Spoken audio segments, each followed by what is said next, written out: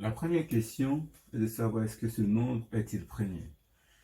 Donc pour vérifier ça sans la calculatrice, on va procéder à une vérification en utilisant les critères de divisibilité. Donc on voit bien que ce nombre n'est pas multiple de 2.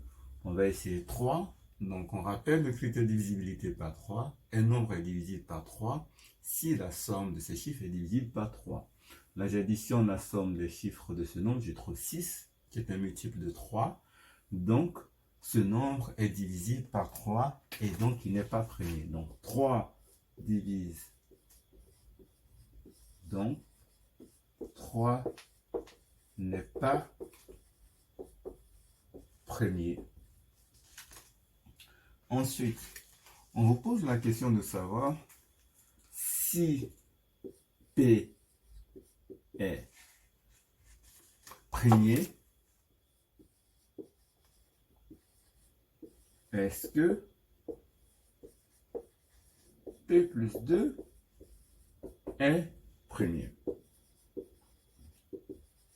Donc ici, soit on trouve un contre-exemple, ou bien on va démontrer la proposition.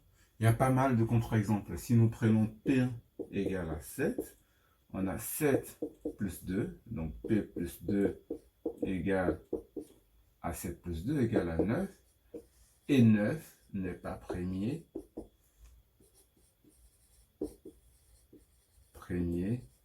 car 3 divise 9. On aurait pu prendre P égale à 13, P plus 2 égale à 15, 5 divise 15, et 15 n'est pas premier. Donc attention, si un nombre est premier, si on ajoute 2, on n'obtient pas forcément un nombre qui est aussi premier. Pour la question 3, on nous dit est-ce que si P est premier, donc quels sont les restes possibles de P dans la division euclidienne par 4? Donc les restes possibles de P dans la division euclidienne par 4. Donc, on sait que lorsqu'on fait la division euclidienne par 4, les restes possibles sont 0, 1, 2, 3. Donc, premier cas, est-ce que P peut être congru à 0 modulo 4? Si P est congru à 0 modulo 4, ça implique que 4 divise P. Et ça, c'est pas possible parce que P est premier. Pas possible. Car P étant premier, ses seuls diviseurs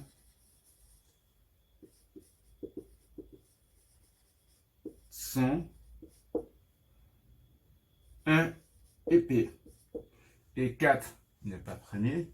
Donc on voit que si P est premier, P ne peut pas être congru à 0 modulo 4. Donc, on passe à 2. Vous allez comprendre pourquoi. Je reviendrai sur 1 après. Supposons que P soit congru à 2 modulo 4. Ça implique que donc 4 divise P moins 2.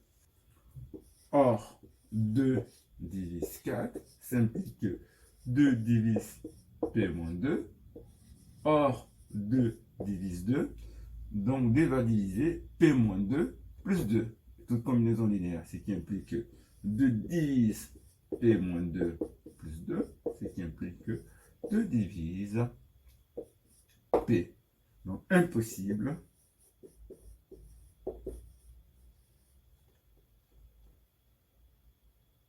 Impossible. Sauf si P égale à 2. Or, dans l'énoncé, on nous dit que P, c'est un nombre premier supérieur à 3, donc on ne peut pas avoir ce cas. En fait, P ne peut pas être pair.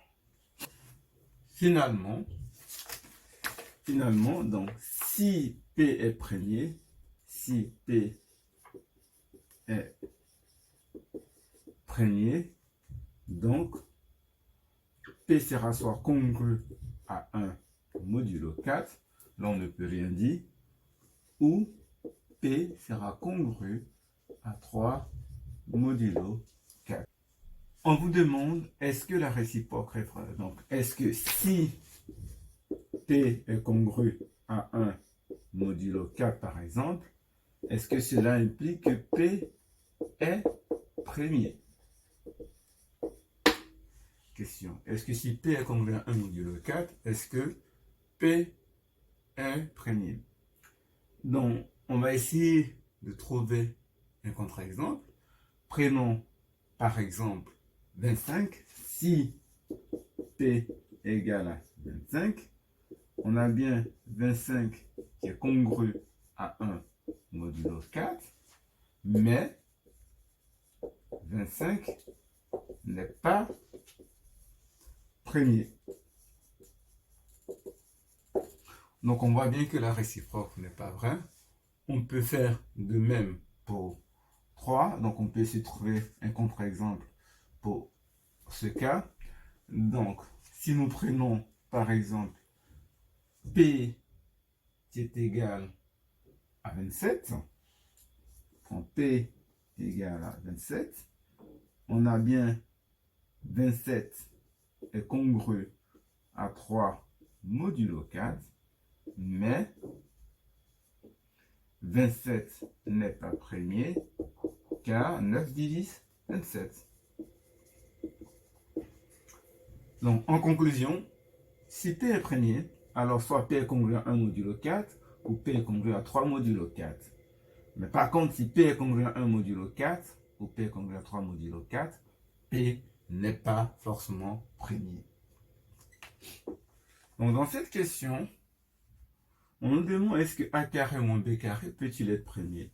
Donc, si on prend A carré moins B carré, c'est que ça, c'est une unité élémentaire, donc c'est sous la forme A moins B, facteur de A plus B. On rappelle que A est plus grand que B. Donc, on pourrait, à partir de cette ligne, dire que non, ça ne peut pas être premier parce qu'on a deux diviseurs. Le problème, c'est qu'il faut vérifier que ces deux diviseurs ne sont pas uniquement 1 et le nombre. Donc, on voit bien que ici, A moins B est plus petit que A plus B.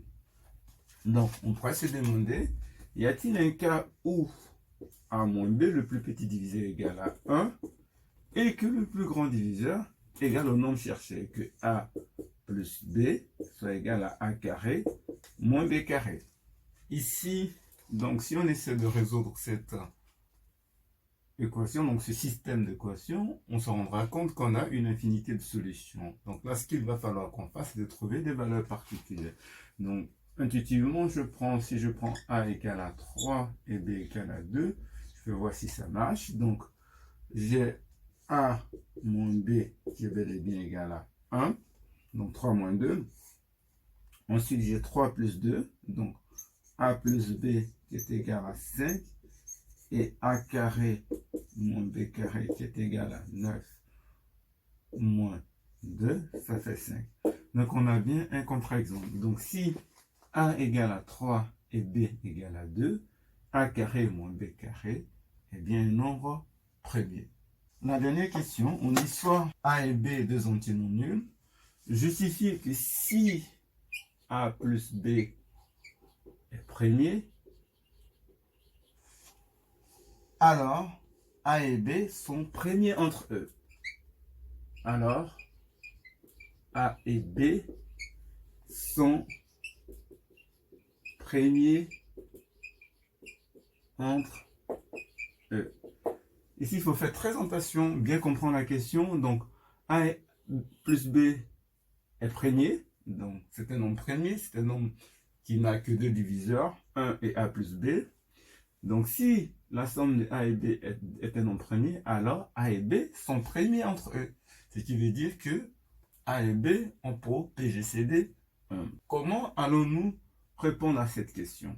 Ici, on va essayer de raisonner par l'absurde. On va supposer notre hypothèse et le contraire de la conclusion. Donc, supposons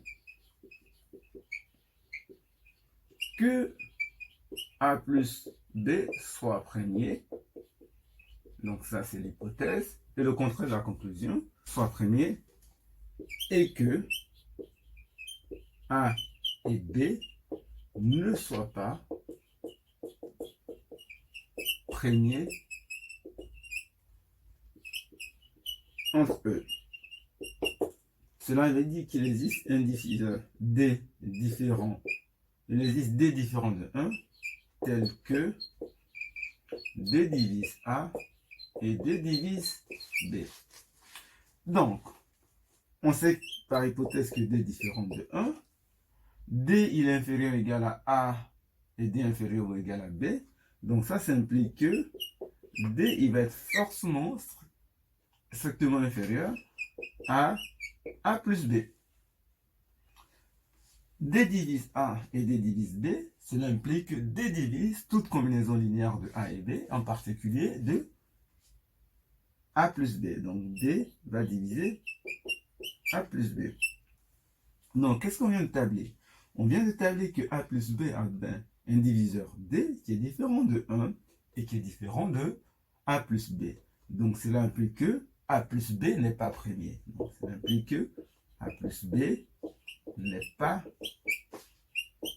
premier. Donc, on a notre contradiction ici avec l'hypothèse parce que nous avons supposé que A plus B était premier.